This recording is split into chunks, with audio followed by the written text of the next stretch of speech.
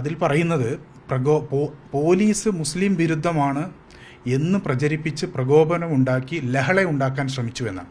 കേരളത്തിലെ പോലീസിനെതിരായുള്ള ഒരു രാഷ്ട്രീയ വിമർശനം, അതും വസ്തുതാപരമായി തന്നെ നമുക്ക് ഉന്നയിക്കാൻ കഴിയുന്ന ഒരു വിമർശനം ഉന്നയിക്കുന്നത് എങ്ങനെയാണ് ഒരു പ്രകോപനം ഉണ്ടാക്കി ലഹള ഉണ്ടാക്കുന്ന ഒരു പ്രശ്നമാവുക, അല്ലെങ്കിൽ അതെങ്ങനെയാണ് ഒരു മതസ്പർദ്ധയായി മാറുക? പോലീസിന് മതം ഉണ്ടെങ്കിലാണല്ലോ ഒരു പോലീസിനെ വിമർശിക്കുമ്പോൾ അതൊരു മതസ്പർദ്ധയാണ് എന്ന് നമുക്ക് പറയാൻ കഴിയും. ആ സ്വഭാവത്തിലുള്ളൊരു ഒരു വിമർശനം ഉന്നയിച്ചു എന്നതിൻ്റെ പേരിലാണ് ഇപ്പോൾ ആ കേസിലെ 3-ാം പ്രതിയായി എന്നെ ഉൾപ്പെടുത്തും എന്ന് പോലീസ് നേരത്തെ തന്നെ എന്നോട് പറഞ്ഞിട്ടുണ്ട്. അതിൻ്റെ ഭാഗമായി ഇന്നലെ ചോദ്യം ചെയ്യാൻ നോട്ടീസ് നൽകി. മിനിയാന്ന് വൈകിട്ടാണ് എനിക്ക് നോട്ടീസ് കിട്ടിയത്. ഇന്നലെ രാവിലെ ഹാജരാകണം എന്നാണ് പറഞ്ഞത്. ഞാനത് ഹാജരാകുന്നില്ല. പോലീസ് കുറ്റപത്രം സമർപ്പിച്ച് പ്രതി ചേർത്ത് കുറ്റപത്രം സമർപ്പിക്കുന്ന സന്ദർഭത്തിൽ ഇത് നിയമപരമായി നിലനിൽക്കാത്ത ഒരു കേസാണ്. കളമശ്ശേരി സ്ഫോടനത്തിന് പിന്നാലെ മക്തൂം മീഡിയ എന്ന ഓൺലൈൻ മാധ്യമത്തിന് അഭിമുഖം നൽകിയതിന്റെ പേരിലാണ് അമീൻ ഹസൻ എന്ന അഭിഭാഷകനെതിരെ നിലവിൽ പോലീസ് കേസെടുക്കാൻ തീരുമാനിച്ചിട്ടുള്ളത്. ചോദ്യം ചെയ്യാനായി അദ്ദേഹത്തിന് വടകര പോലീസ് നോട്ടീസ് നൽകുകയും ചെയ്തിട്ടുണ്ട്. ഇപ്പോൾ ഈ മാധ്യമങ്ങൾക്ക് അഭിമുഖം നൽകുക എന്നുള്ളതൊക്കെ സ്വാഭാവികമാണ്. താങ്കൾക്ക് എന്ത് തെറ്റ് ചെയ്തു, എന്ത് കുറ്റം ചെയ്തു എന്നുള്ളതാണ് പോലീസ് പറയുന്നത്? ഈ കളമശ്ശേരി സംഭവവുമായി ബന്ധപ്പെട്ട് നേരത്തെ തന്നെ പോലീസിൻ്റെ നടപടികൾ ധാരാളം വിമർശന വിധേയമായിട്ടുള്ളതാണ്. കളമശ്ശേരി സംഭവം നടന്ന തൊട്ടുടനെ തന്നെ നേരത്തെ പാനായിക്കുളത്ത് സിമി ക്യാമ്പ് നടത്തി എന്ന പേരിൽ പോലീസ് കെട്ടിച്ചമച്ചുണ്ടാക്കിയ ഒരു കേസിൽ വെറുതെ വിട്ട പ്രതികളെ പോലീസ് ഈ കേസിൻ്റെ കാര്യത്തിൽ സംശയിച്ച് കസ്റ്റഡിയിലെടുത്ത ഒരു സന്ദർഭത്തിലാണ് അതിനെതിരെ പൊതുസമൂഹത്തിൽ ധാരാളം വിമർശനങ്ങൾ ഉയർന്നു വന്നിരുന്നു. മക്തൂബ് മീഡിയയിൽ അത് സംബന്ധിച്ചൊരു വാർത്ത പ്രസിദ്ധീകരിച്ച സന്ദർഭത്തിൽ എന്നോടൊരു ഒപ്പീനിയൻ ചോദിക്കുകയും ഞാൻ അതിലൊരു അഭിപ്രായം പറയുകയും ചെയ്തു. ഞാൻ പറഞ്ഞ അഭിപ്രായം, എന്തുകൊണ്ട് കേരള പോലീസ് കാസ പോലുള്ള തീവ്ര സംഘടനകളിലെ ആളുകളെയോ, കാരണം ഈ കളമശ്ശേരി സംഭവം ഉണ്ടായ സന്ദർഭത്തിൽ അത്തരത്തിലുള്ള വിമർശനങ്ങൾ ധാരാളമായി ഉയർന്നു വന്നിരുന്നു. ഈ തീവ്ര ക്രിസ്ത്യൻ സംഘടനകളുടെ ഇൻവോൾവ്മെൻറ്റ് പരിശോധിക്കണം, ഈ പ്രതി തന്നെ ആ സംഘടനയുമായി ബന്ധപ്പെട്ട ആളാണോ തുടങ്ങിയിട്ടുള്ള ധാരാളം സംശയങ്ങളെന്ന് പൊതുസമൂഹത്തിൽ ഉന്നയിക്കപ്പെട്ടിരുന്നു. പക്ഷേ കാസയുടെ ഒരാളെയും പോലീസ് സംശയിച്ചില്ല. ഈ കേരളത്തിലെ തീവ്ര ഹിന്ദുത്വ ഇത്തരത്തിലുള്ള ധാരാളം പ്രചരണങ്ങൾ നടത്തിക്കൊണ്ടിരിക്കുന്ന RSS പോലുള്ള സംഘടനകളെ ആരെയും സംശയിച്ചില്ല. നേരത്തെ പോലീസ് കെട്ടിച്ചമച്ചുണ്ടാക്കിയ ഒരു കേസിലെ പ്രതികളാവുകയും പിന്നീട് ഹൈക്കോടതിയും സുപ്രീം കോടതിയും വെറുതെ വിടുകയും ചെയ്ത 2 മനുഷ്യരെ നിരന്തരമായി പോലീസ് വേട്ടയാടുന്നു. ഈ കേസിലും ആ വേട്ട തുടർന്നപ്പോഴാണ് ഇത് കേരള പോലീസിൻ്റെ ഒരു മുസ്ലിം മുൻവിധിയുടെ പ്രശ്നമുണ്ട് എന്ന ഒരു രാഷ്ട്രീയ വിമർശനം ഞാൻ ഉന്നയിക്കുന്നത്. അത് ഈ വാർത്തയുടെ ഭാഗമായി അവർ വിളിച്ചു ചോദിച്ചപ്പോൾ ഞാൻ പറഞ്ഞിട്ടുള്ളൊരു സ്വാഭാവികമായ എൻ്റെ ഒരു പ്രതികരണമാണ്. ആ പ്രതികരണത്തിന്, ആ വാർത്ത പ്രസിദ്ധീകരിച്ചതിന് മക്തൂബ് മീഡിയയുടെ എഡിറ്ററെയും റിപ്പോർട്ടറെയും പ്രതി ചേർത്തുകൊണ്ട് നേരത്തെ തന്നെ ഒരു കേസ് പോലീസ് നവംബറിൽ തന്നെ 2023 നവംബറിൽ രജിസ്റ്റർ ചെയ്തിട്ടുണ്ട്. അതിൽ പറയുന്നത് പോലീസ് മുസ്ലിം വിരുദ്ധമാണ് എന്ന് പ്രചരിപ്പിച്ച് പ്രകോപനമുണ്ടാക്കി ലഹള ഉണ്ടാക്കാൻ ശ്രമിച്ചു എന്നാണ്. കേരളത്തിലെ പോലീസിനെതിരായുള്ള ഒരു രാഷ്ട്രീയ വിമർശനം, അതും വസ്തുതാപരമായി തന്നെ നമുക്ക് ഉന്നയിക്കാൻ കഴിയുന്ന ഒരു വിമർശനം ഉന്നയിക്കുന്നത് എങ്ങനെയാണ് ഒരു പ്രകോപനം ഉണ്ടാക്കി ലഹള ഉണ്ടാക്കുന്ന ഒരു പ്രശ്നമാവുക, അല്ലെങ്കിൽ അതെങ്ങനെയാണ് ഒരു മതസ്പർദ്ധയായി മാറുക? പോലീസിന് മതം ഉണ്ടെങ്കിലാണല്ലോ ഒരു പോലീസിനെ വിമർശിക്കുമ്പോൾ അതൊരു മതസ്പർദ്ധയാണ് എന്ന് നമുക്ക് പറയാൻ കഴിയും. ആ സ്വഭാവത്തിലുള്ളൊരു ഒരു വിമർശനം ഉന്നയിച്ചു എന്നതിൻ്റെ പേരിലാണ് ഇപ്പോൾ ആ കേസിലെ 3-ാം പ്രതിയായി എന്നെ ഉൾപ്പെടുത്തും എന്ന് പോലീസ് നേരത്തെ തന്നെ എന്നോട് പറഞ്ഞിട്ടുണ്ട്. അതിൻ്റെ ഭാഗമായി ഇന്നലെ ചോദ്യം ചെയ്യാൻ നോട്ടീസ് നൽകി. മിനിയാന്ന് വൈകിട്ടാണ് എനിക്ക് നോട്ടീസ് കിട്ടിയത്. ഇന്നലെ രാവിലെ ഹാജരാകണം എന്നാണ് പറഞ്ഞത്. ഞാനത് ഹാജരാകുന്നില്ല. പോലീസ് കുറ്റപത്രം സമർപ്പിച്ച് പ്രതി ചേർത്ത് കുറ്റപത്രം സമർപ്പിക്കുന്ന സന്ദർഭത്തിൽ ഇത് നിയമപരമായി നിലനിൽക്കാത്ത ഒരു കേസാണ്. സ്വാഭാവികമായി നമ്മളത് ഹൈക്കോടതിയിൽ ചോദ്യം ചെയ്യാം എന്നാണ് വിചാരിക്കുന്നത്. എനിക്കിതിൽ ഉന്നയിക്കാനുള്ള ഒരു പ്രധാനപ്പെട്ട പ്രശ്നം, ഇത് വളരെ സ്വാഭാവികമായ ആളുകളുടെ പ്രതികരണങ്ങളെ, പോലീസിനെതിരായിട്ടുള്ള ഭരണകൂടത്തിനെതിരായിട്ടുള്ള ആളുകളുടെ വിമർശനങ്ങളെ, പ്രത്യേകിച്ചും മുസ്ലിം സമുദായത്തിനകത്ത് നിന്ന് ഇത്തരം വിവേചനങ്ങൾക്കെതിരെ ഉയരുന്ന വിമർശനങ്ങളെ നിശബ്ദമാക്കണം എന്ന ബോധപൂർവമായ താല്പര്യത്തോടു കൂടി പോലീസ് ചെയ്യുന്ന ഒരു പ്രവൃത്തിയായിട്ടാണ് ഞാനിതിനെ മനസ്സിലാക്കുന്നത്. ഇതുതന്നെയാണ് ആ കേസിൽ പ്രതികളെ അറസ്റ്റ് ചെയ്യുന്ന സന്ദർഭത്തിൽ, ആളുകളെ അന്യായമായി കസ്റ്റഡിയിലെടുക്കുന്ന സന്ദർഭത്തിൽ നമ്മൾ ഉന്നയിച്ച വിമർശനം. ആ പോലീസിൻ്റെ ഒരു ഇസ്ലാമോഫോബിക് ആയിട്ടുള്ള ആക്ടിൻ്റെ ഒരു തുടർച്ചയാണിത് എന്നാണ് ഞാൻ വിചാരിക്കുന്നത്. ഇതിലേറ്റവും രസകരമായ ഒരു കാര്യം, ഇടതുണ്ടെങ്കിലേ ഇന്ത്യയുള്ളൂ എന്നൊക്കെ പറഞ്ഞ് ക്യാമ്പയിൻ നടത്തുന്ന ആളുകൾക്ക് ആകെ അധികാരമുള്ള ഒരു സ്റ്റേറ്റിലാണ് ഈ തരത്തിൽ മനുഷ്യൻ്റെ സ്വാഭാവികമായ ആവിഷ്കാര സ്വാതന്ത്ര്യത്തെ, ന്യൂനപക്ഷ സമൂഹങ്ങളിൽ നിന്നുള്ള ഭരണകൂട വിമർശനങ്ങളെ ഈ തരത്തിൽ നിശബ്ദമാക്കാൻ ഇവർ ശ്രമിക്കുന്നത്. അതിലവർ പരാജയപ്പെടുകയുള്ളൂ. ഇതുകൊണ്ട് എന്തെങ്കിലും നമ്മളെ നിശബ്ദമാക്കാൻ കഴിയും എന്ന് പോലീസ് ധരിക്കുന്നുണ്ടെങ്കിൽ അത് വെറുതെയാണ്. പക്ഷേ അതേസമയം കേരളത്തിൽ മുസ്ലിം സമൂഹത്തിൽ ഇത്തരത്തിലുള്ള ധാരാളം തീവ്ര പ്രവർത്തനങ്ങൾ നടക്കുന്നു, ഈ കലാപം ഉണ്ടാക്കാനുള്ള ശ്രമങ്ങൾ നടക്കുന്നു എന്ന തരത്തിൽ കേസുകൾ രജിസ്റ്റർ ചെയ്യുക, നമ്പർ ഓഫ് കേസസ് കൂട്ടിയിട്ട് കേരളത്തിൽ അത്തരത്തിലുള്ള മുസ്ലിം തീവ്ര സ്വഭാവത്തിലുള്ള പ്രവർത്തനങ്ങളുണ്ട് എന്ന് വരുത്തി തീർക്കാനുള്ള ശ്രമത്തിൻ്റെ കൂടി ഭാഗമാണിതെന്ന് ഞാൻ സംശയിക്കുന്നുണ്ട്. കാരണം എന്നോട് പോലീസുകാർ പറഞ്ഞിട്ടുള്ളത് അവർക്ക് മേലെ നിന്നുള്ള നിർദ്ദേശത്തിൻ്റെ അടുത്ത് പോലീസ് സ്വമേധയാ എടുത്ത് രജിസ്റ്റർ ചെയ്തിട്ടുള്ള ഒരു കേസാണ്.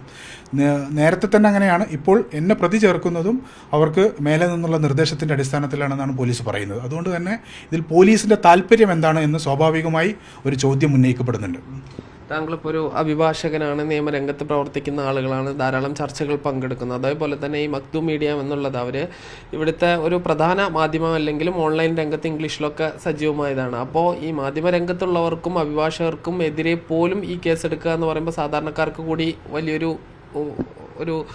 പ്രയാസം ഉണ്ടാക്കുന്ന ഒരു കാര്യമല്ല. അവർക്ക് അത്രയും ഒരു സേഫ് അല്ല എന്നുള്ളതല്ലേ മനസ്സിലാക്കേണ്ടത്? തീർച്ചയായിട്ടും. കാരണം നിങ്ങൾ മക്തൂബിൻ്റെ കാര്യം തന്നെ ഒന്ന് പരിശോധിച്ച് നോക്കൂ. മക്തൂബ് അന്തർദേശീയ തലത്തിൽ പ്രശസ്തി നേടിയിട്ടുള്ള ധാരാളം റിപ്പോർട്ടുകൾ പ്രസിദ്ധീകരിച്ചിട്ടുള്ള, അവരുടെ ഫോട്ടോ ജേർണലിസ്റ്റുകൾ ആ തരത്തിൽ അംഗീകാരം നേടിയിട്ടുള്ള, ദേശീയ തലത്തിൽ പല കലാപങ്ങളും മറ്റുമൊക്കെ റിപ്പോർട്ട് ചെയ്തുകൊണ്ട് പുറത്തു വരാത്ത ഒരുപാട് വാർത്തകൾ പുറത്തു കൊണ്ടുവന്നിട്ടുള്ള ഒരു ഓൺലൈൻ ചാനലാണ്. അവർക്ക് ഓൺലൈൻ ഇംഗ്ലീഷുണ്ട്, മലയാളത്തിലും അവർ പ്രവർത്തിക്കുന്നുണ്ട്. ഇതുവരെ സംഘപരിവാറിനെതിരെ ധാരാളം വാർത്തകൾ അവർ നൽകിയിട്ടുണ്ട്. ഡൽഹി കലാപവുമായി ബന്ധപ്പെട്ട് വളരെ സൂക്ഷ്മമായ റിപ്പോർട്ടുകൾ മക്തൂബ് പബ്ലിഷ് ചെയ്തിട്ടുണ്ട്. പക്ഷേ ഇന്ന് വരെ അവർക്കെതിരെ ഒരു FIR മറ്റൊരു സ്റ്റേറ്റിലും രജിസ്റ്റർ ചെയ്തിട്ടില്ല. ഡൽഹിയിലില്ല, UP-യിലില്ല, എവിടെയില്ല.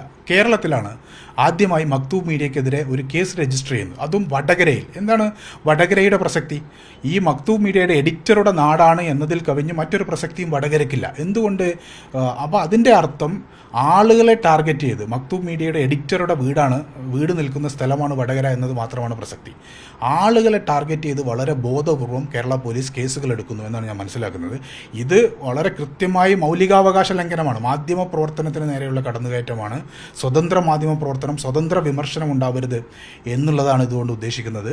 ഈ തരത്തിൽ പ്രതികരിക്കുന്ന ആളുകളെ നിശബ്ദമാക്കുന്നതോടുകൂടി ആളുകളെ ഭരണകൂടത്തിൻ്റെ വിവേചനങ്ങൾ, പോലീസിൻ്റെ വിവേചനങ്ങൾക്കെതിരെ സംസാരിക്കാൻ കഴിയാതിരിക്കുക, വിശേഷിച്ചും മുസ്ലിങ്ങളിൽ നിന്നുണ്ടാകുന്ന ഇത്തരത്തിലുള്ള വിമർശനങ്ങളെ പൂർണ്ണമായും ഒരു നിശബ്ദമാക്കുക എന്ന താല്പര്യം പോലീസിന് ഇതിലുണ്ട്. രാഷ്ട്രീയമായി അതിനെ ഏതെങ്കിലും തരത്തിൽ നിയന്ത്രിക്കാനുള്ള ഒരു ശ്രമം ഭരണകൂടം നടത്തുന്നില്ല എന്ന് പറഞ്ഞാൽ അതിൻ്റെ അർത്ഥം ഭരണകൂടവും ആ താല്പര്യത്തിനൊപ്പം നിൽക്കുന്നു എന്നാണ്. ഇത് രാജ്യത്ത് തന്നെ മുസ്ലിം ന്യൂനപക്ഷത്തോട് കേന്ദ്ര ഭരണകൂടവും വ്യത്യസ്ത സംസ്ഥാനങ്ങളിലെ സംഘപരിവാർ ഭരണകൂടമൊക്കെ അനുവർത്തിച്ചു പോരുന്ന ഒരു സമീപനം കേരള പോലീസും അതുപോലെ തന്നെ അനുവർത്തിക്കുന്നു എന്നാണ് അതിന് നമ്മൾ മനസ്സിലാക്കേണ്ടത്. ഇത് മനുഷ്യരെ നിശബ്ദമാക്കാനുള്ള, പ്രതികരിക്കുന്ന ആളുകളെ നിശബ്ദമാക്കാനുള്ള, ഭരണകൂട വിമർശനങ്ങളെ ഇല്ലായ്മ ചെയ്യാനുള്ള വളരെ ബോധപൂർവമായ ഒരു ഗൗരവപ്പെട്ട ശ്രമമായിട്ടാണ് ഞാൻ അതിനെ മനസ്സിലാക്കുന്നത്. സാധാരണ ഒരു കേസിൽ FIR ഇടുന്ന ഒന്നില്ലെങ്കിൽ ആ സംഭവം നടന്ന, ആ കുറ്റകൃത്യം നടന്ന സ്ഥലം, ഇല്ലെങ്കിൽ ആരെങ്കിലും പരാതി നൽകിയാലുള്ള സ്ഥലം. ഈ കേസിൽ പരാതി തന്നെ ഇല്ല എന്നാണ് താങ്കൾ പറഞ്ഞത്. അതോടൊപ്പം ഇപ്പോൾ ഈ മക്തൂം മീഡിയയുടെ എഡിറ്റർ മാത്രം ലക്ഷ്യം വെച്ചുകൊണ്ട് വടകര എന്നതായില്ല, ഈ കളമശ്ശേരി സ്ഫോടനവുമായി ബന്ധപ്പെട്ട കളമശ്ശേരി പോലീസിന് ഇതിൽ കേസെടുത്തിട്ടില്ല. മക്തൂബ് മീഡിയ ഡൽഹി ആസ്ഥാനമായി പ്രവർത്തിക്കുന്ന ഒരു സ്ഥാപനമാണ്. ഈ കേസ് രജിസ്റ്റർ ചെയ്യുന്ന സമയത്ത് കേരളത്തിൽ മക്തൂബ് മീഡിയക്ക് ഓഫീസുണ്ടോ എന്ന് പോലും കേരള പോലീസിന് അറിയില്ല. അപ്പോൾ വളരെ കൃത്യമായി ഞാൻ വിചാരിക്കുന്നത് മക്തൂബ് മീഡിയയുടെ എഡിറ്ററുടെ നാട് എന്ന പ്രസക്തിയാണ് വടകരക്കുള്ളൂ. എന്ന് പറഞ്ഞാൽ വളരെ നേരത്തെ അവർ ഉന്നം വെച്ച്, ഈ ഒരു വാർത്ത വന്നപ്പോൾ കേസെടുത്തു എന്ന് ഞാൻ വിചാരിക്കുന്നില്ല, നേരത്തെ തന്നെ ഉന്നം വെച്ച് അസ്ലഹ് എന്ന് പറയുന്ന അതിൻ്റെ എഡിറ്റർക്കെതിരെ കേസെടുക്കണം എന്ന് തീരുമാനിച്ച് ഈ വാർത്ത ഒരു അവസരമാക്കി കേസെടുക്കുകയാണ് പോലീസ് ചെയ്തത്. 1. 2, കളമശ്ശേരി സംഭവവുമായി ബന്ധപ്പെട്ട് പോലീസിൻ്റെ പ്രവർത്തികൾ ഈ പ്രതി സ്വയം കുറ്റം സമ്മതിച്ചില്ലായിരുന്നുവെങ്കിൽ എന്താകുമായിരുന്നു പോലീസിൻ്റെ നടപടികൾ എന്ന് സംശയിക്കേണ്ടുന്ന തരത്തിൽ മറ്റു പല കേസുകളിലും, ഈ പ്രത്യേകിച്ചും ഈ തീവ്രവാദ സ്വഭാവമുള്ള കേസുകളിലൊക്കെ തന്നെ മുസ്ലിങ്ങളെ പ്രതികളായി ചാപ്പകുത്തുന്ന പൊതുവായ സമീപനത്തിൻ്റെ തുടർച്ചയായി നേരത്തെ തന്നെ പോലീസ് അത്തരത്തിലുള്ള ഒരു കള്ളക്കേസ് രജിസ്റ്റർ ചെയ്ത 2 ചെറുപ്പക്കാരെ വീണ്ടും പോലീസ് സംശയിച്ച് കസ്റ്റഡിയിലെടുക്കുകയാണ്. വലിയ തണ്ടർബോൾട്ട് സംഘമൊക്കെ ചെന്ന് കസ്റ്റഡിയിലെടുക്കുകയാണ്. അതിനെതിരെ വിമർശനം ഉണ്ടായപ്പോൾ അവരെ വിട്ടയക്കുന്നു. പക്ഷേ ആ വിമർശനം ഉന്നയിച്ച ആളുകളെ വളരെ ബോധപൂർവം ഒരു കേസ് രജിസ്റ്റർ ചെയ്ത് വീണ്ടും പ്രതികളാക്കുന്നു എന്നുള്ളതാണ്. ഇത് പോലീസിൻ്റെ വളരെ കാൽക്കുലേറ്റഡ് ആയിട്ടുള്ള ഒരു മൂവാണ്. അതിനെ ആ തരത്തിൽ തന്നെ ഗൗരവമായി മനസ്സിലാക്കണം എന്നാണ് ഞാൻ വിചാരിക്കുന്നത്. ഇപ്പോൾ ഇത് നിയമപരമായി ഇതിനെ എങ്ങനെയാണ് നേരിടുക? ഹൈക്കോടതി പോയി FIR കോഷ് ചെയ്യാനുള്ള നടപടികളുമായിട്ട് മുന്നോട്ട് പോകുമോ? ഇതിൽ ഞാൻ മനസ്സിലാക്കുന്നത് ഈ കേസ് അന്വേഷണം ഏകദേശം പൂർത്തിയായി എന്നാണ്. അതിൻ്റെ അവസാന ഘട്ടത്തിലാണ് അവർ എന്നെയും കൂടെ പ്രതി ചേർത്ത് കേസ് കോടതിയിൽ കുറ്റപത്രം സമർപ്പിക്കാൻ തീരുമാനിച്ചിട്ടുള്ളത്. സ്വാഭാവികമായും പ്രഥമ ദൃഷ്ട്യാ തന്നെ നിലനിൽക്കാത്തൊരു കേസാണ്. ഒരു മനുഷ്യൻ ഒരു പത്രമാധ്യമത്തോട് പ്രതികരിക്കുന്നു, ഒരു വാർത്ത കൊടുക്കുന്നു, ആ വാർത്തയിൽ പോലീസിൻ്റെ ഒരു സമീപനത്തെ വിമർശിക്കുന്നു. ഇതിൻ്റെ പേരിൽ കലാപാഹ്വാനത്തിന് പ്രകോപനം ഉണ്ടാക്കി എന്ന് പറഞ്ഞ് കേസെടുക്കുന്നത് പ്രഥമ ദൃഷ്ട്യാ നിയമപരമായി നിലനിൽക്കാത്ത ഒരു കാര്യമാണ്. അതുകൊണ്ട് തന്നെ ആ കുറ്റപത്രം തന്നെ റദ്ദാക്കണമെന്ന് ആവശ്യപ്പെട്ട് ബഹുമാനപ്പെട്ട ഹൈക്കോടതിയെ സമീപിക്കണം എന്നാണ് ഇപ്പോൾ വിചാരിക്കുന്നത്. ഇപ്പോൾ കഴിഞ്ഞ ദിവസം തിരുവനന്തപുരം പാലോട് ഒരു യുവാവിനെതിരെ കേസെടുത്ത് ഇലക്ട്രോണിക് ബോണ്ട് അത് പിന്നെ അഴിമതിയാണെന്ന് പറഞ്ഞതിൻ്റെ പേരിൽ അത് പ്രധാനമന്ത്രി അപകീർത്തിപ്പെടുത്തി എന്ന് പറഞ്ഞാണ്. അതുമായി ബന്ധപ്പെട്ട് മുഖ്യമന്ത്രിയോട് ചോദ്യം ചോദിച്ചപ്പോൾ അദ്ദേഹം പറഞ്ഞത് ഈ തെരഞ്ഞെടുപ്പ് കാലമായതുകൊണ്ട് പോലീസിന് മേൽ നിയന്ത്രണങ്ങൾ ഇല്ല, അത് ഇലക്ഷൻ കമ്മീഷനാണ് എല്ലാം ചെയ്യുന്നതെന്നാണ്. ഈ നിങ്ങളുടെ കാര്യത്തിൽ ഇതിന് മുൻപ് ഇലക്ഷൻ്റെ ഒക്കെ ഒരുപാട് മുൻപ് തന്നെ കേസെടുത്ത് മുന്നോട്ട് പോയിരുന്നില്ല. ഇനി സർക്കാരിൻ്റെ ഭാഗത്ത് നിന്ന് എന്തെങ്കിലും ഒരു ഇടപെടൽ പ്രതീക്ഷിക്കുന്നുണ്ടോ തെരഞ്ഞെടുപ്പിന് ശേഷം? അല്ല, ഈ തെരഞ്ഞെടുപ്പ് കാലത്ത് തെരഞ്ഞെടുപ്പ് കമ്മീഷനാണ് പോലീസിനെ നിയന്ത്രിക്കുന്നതെന്നൊന്നും പറയുന്നത് ശരിയല്ല. കേരളത്തിലെ ആഭ്യന്തരമന്ത്രിയോട് നമുക്ക് ചോദിക്കാനുള്ളത് ഈ സംസ്ഥാനത്ത് റൂൾ ഓഫ് ലോ നിലനിൽക്കുന്നുണ്ടോ എന്നാണ്. പ്രധാനമന്ത്രിയെ വിമർശിച്ചാൽ എങ്ങനെയാണ് IPC ഇന്ത്യൻ ശിക്ഷാ നിയമപ്രകാരം കേസെടുക്കാൻ കഴിയുക? അപകീർത്തിപ്പെടുത്തിയെന്നാണ്. അപകീർത്തിക്ക് ഇന്ത്യൻ ശിക്ഷാ നിയമപ്രകാരം പോലീസിന് കേസെടുക്കാൻ കഴിയില്ല. അതിനിപ്പോൾ നമുക്ക് അറിയാലോ, രാഹുൽ ഗാന്ധിയുടെ കേസിലൊക്കെ തന്നെ കോടതികൾ മുഖാന്തരമാണ് ആളുകൾ കേസ് കൊടുക്കുകയും അപകീർത്തിക്ക് ക്രിമിനൽ ഡിഫമേഷൻ എന്ന് പറയുന്നത് പോലീസിന് കേസെടുക്കാൻ കഴിയാത്തൊരു കാര്യമാണ്. റൂൾ ഓഫ് ലോ നിലനിൽക്കുന്ന ഒരു സ്റ്റേറ്റ് ആണോ അദ്ദേഹം ആഭ്യന്തരമന്ത്രിയായിരിക്കുന്നത് എന്ന ചോദ്യമാണ് എനിക്ക് അദ്ദേഹത്തോട് ചോദിക്കാനുള്ളത്. കാരണം അദ്ദേഹം പറയുന്നത് കളവാണ്. ഇലക്ഷൻ കാലത്ത് പോലീസിൻ്റെ മേൽ ഒരു നിയന്ത്രണവും ഇല്ല എന്ന് പറഞ്ഞാൽ ഈ രാജ്യത്ത് റൂൾ ഓഫ് ലോ നിലനിർത്താൻ കഴിയാത്ത തരത്തിലുള്ള ഒരു മുഖ്യമന്ത്രിയാണോ അദ്ദേഹം എന്നതാണ് ചോദ്യം. ഞങ്ങളുടെ കേസിൽ നേരത്തെ തന്നെ പോലീസ് തീരുമാനിച്ചതാണ്, ജനുവരി മാസത്തിൽ തന്നെ കേസെടുക്കുമെന്ന് തീരുമാനിച്ചതാണ്. സമാനമായ ധാരാളം കേസുകൾ, ഇത് ബാബരി മസ്ജിദിൻ്റെ വിധി വന്ന ദിവസം കേരള പോലീസ് ധാരാളമായി മുസ്ലിം ചെറുപ്പക്കാർക്കെതിരെ ഓൺലൈൻ പ്രതികരണങ്ങളുടെ പേരിൽ കേസെടുത്തിട്ടുണ്ട്.